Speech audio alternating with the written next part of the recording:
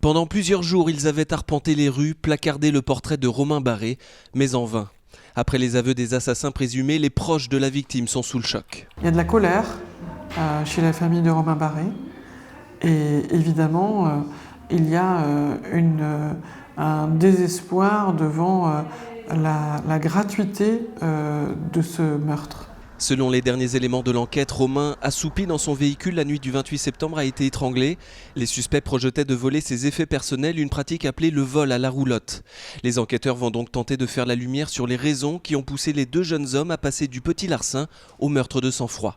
Ce qui est important, c'est bien évidemment de prendre en compte une immaturité majeure de ces deux auteurs de crimes. La question, c'est comment est-ce qu'on peut prendre une décision aussi froide et aussi sauvage que de mettre à mort un homme ou de l'exécuter à un âge aussi jeune.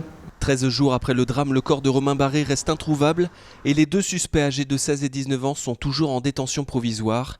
Ils ont été mis en examen pour meurtre ayant pour objet la préparation d'un délit ou assurant l'impunité de son auteur, un chef d'accusation passible de la réclusion criminelle à perpétuité.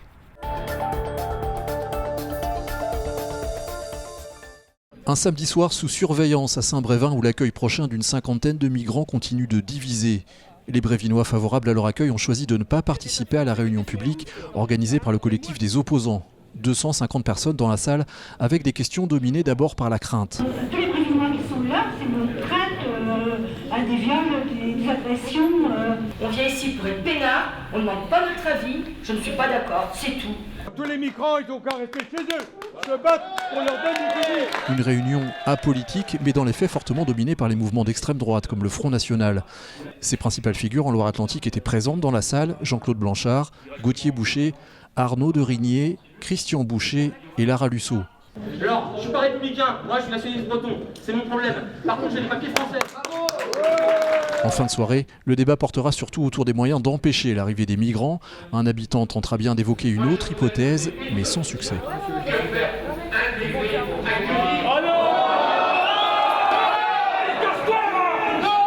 L'un des organisateurs se défend pourtant de tout sectarisme. Des associations favorables ont refusé l'invitation à venir. Nous, on a essayé de tenir le débat de la manière la plus démocratique possible, mais il y a beaucoup d'énervement. Une tension qui ne remet pas en cause, selon le préfet, l'accueil des migrants au CCAS de Saint-Brévin.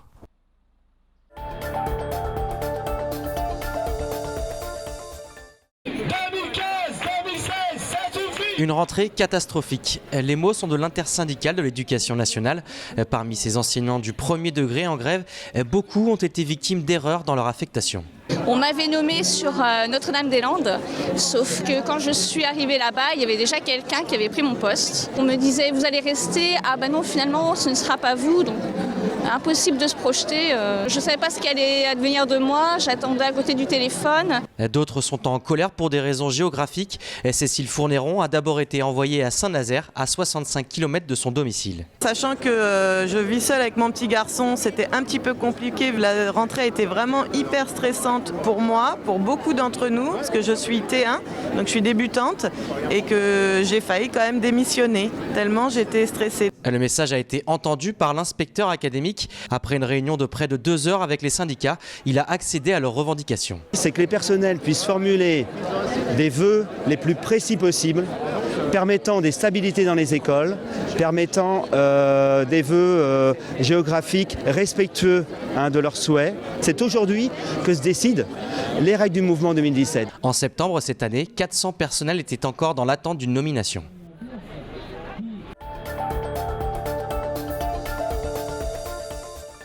L'émotion, elle est intense, quoi. Elle est intense, l'incompréhension aussi, elle est énorme. Moi, de mémoire, je suis dans la tête depuis tout le temps, j'ai jamais entendu une affaire comme celle-ci. Alors comprenez bien que la probabilité pour que ça arrive à notre meilleur ami, elle est plus qu'infime.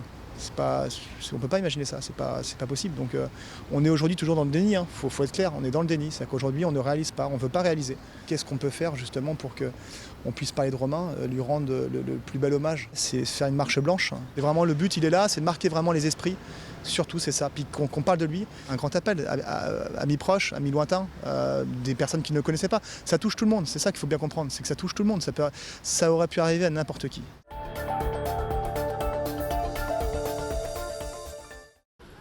L'État français deviendra-t-il actionnaire majoritaire des chantiers de Saint-Nazaire? Une solution évoquée afin de barrer la route aux investisseurs chinois et d'éviter ainsi un éventuel transfert de technologie.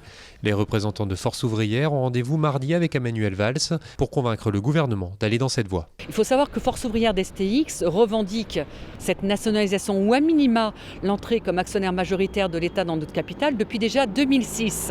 Nous sommes une entreprise stratégique pour la France. S'il y avait besoin de la construction d'un deuxième porte-avions, actuellement nous sommes le seul chantier capable en France de construire un tel projet. De son côté, Michel Sapin, ministre de l'économie et des finances, précise que l'objectif du gouvernement n'est pas de devenir actionnaire majoritaire, mais de peser dans le choix du repreneur. L'État, avec actuellement 33% des parts de l'entreprise, bénéficie de la minorité de blocage qui lui permet de s'opposer à une prise de contrôle de STX France qui ne serait pas conforme aux intérêts nationaux. Nous voyons bien que depuis un certain laps de temps, les commandes que nous obtenons, c'est parce que nous avons un savoir-faire, des compétences, mais également parce que l'État français tape du poing sur la table et demande aux banques de jouer le jeu et de nous trouver les montages financiers, les garanties bancaires nécessaires à l'obtention de nos commandes.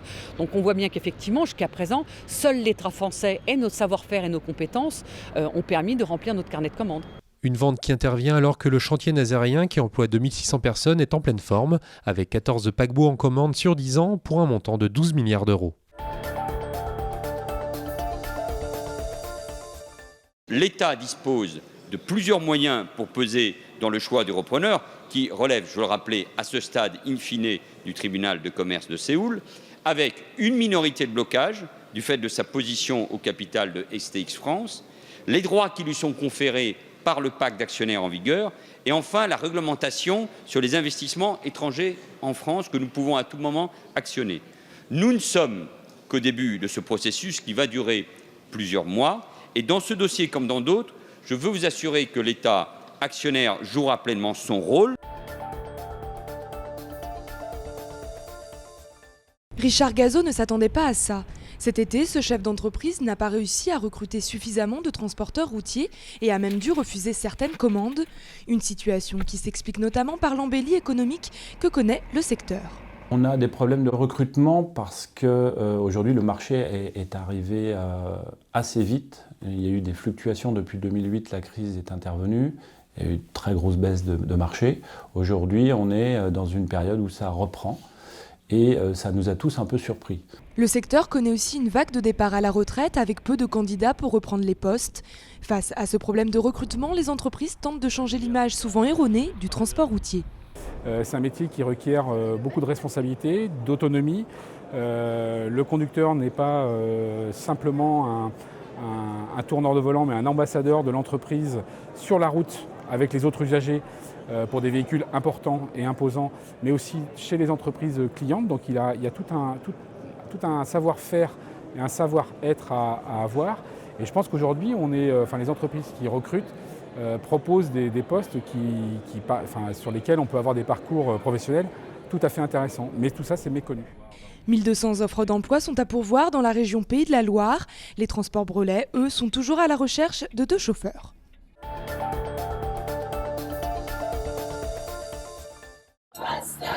Pas de stage, pas de diplôme. C'est la situation des étudiants assistants sociaux de la Rift à Nantes. Sur une promotion de 56 étudiants, 26 n'ont toujours pas trouvé de stage. Le problème vient de la gratification que beaucoup de structures ne peuvent assurer. Concrètement, ça empêche certains étudiants de pouvoir avoir des stages.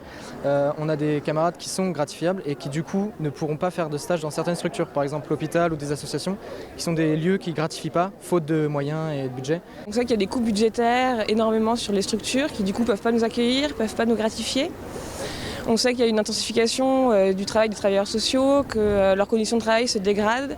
Après s'être allongés sur le sol, les étudiants ont dessiné une croix en pancarte sur le parvis.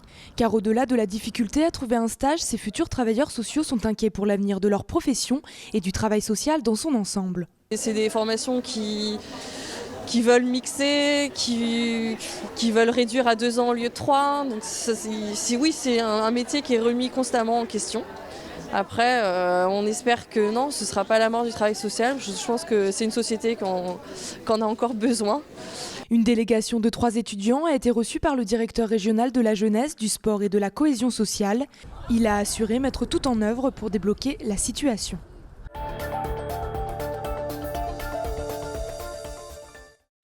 6 759 demandeurs d'emploi dans le bassin nazairien, c'est près de 9% de la population active locale.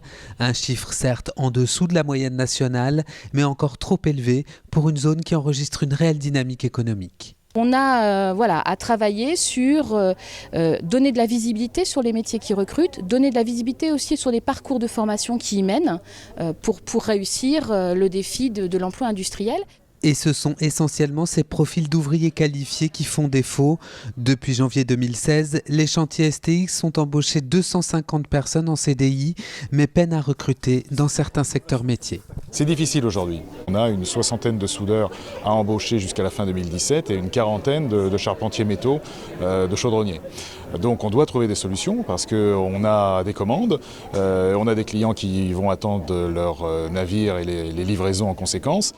Et pour que la bonne santé économique profite à l'emploi, la communauté d'agglomération nazarienne a lancé la conférence permanente pour l'emploi, une instance qui réunit tous les acteurs locaux concernés par la question, les collectivités, les institutions, mais aussi les entreprises, un réseau qui manquait. Oui, il manquait parce que régulièrement on nous dit mais la lisibilité des dispositifs entre les différents acteurs, il y a des portes d'entrée suivant l'âge, suivant le statut, suivant les métiers. Bref, il faut donner de la lisibilité. De la création d'entreprises en passant par l'attractivité des métiers et les relations avec les employeurs, 14 actions sont au programme de ce dispositif, dont les premiers résultats sont attendus en 2017. Un camion de déménagement, des cartons. L'association des Ailes pour l'Ouest a voulu encourager les habitants de la ZAD à évacuer les lieux sans violence. Il s'appuie sur les résultats de la consultation fin juin et réclame une action rapide du gouvernement. Alertés quelques minutes plus tard, des habitants de Notre-Dame-des-Landes opposés au projet d'aéroport ont peu goûté cette initiative. Ils dénoncent une provocation. Là, je suis énervé parce que ils font ça à l'heure des écoles. Les salariés sont au travail aujourd'hui là. Donc personne ne peut venir réagir.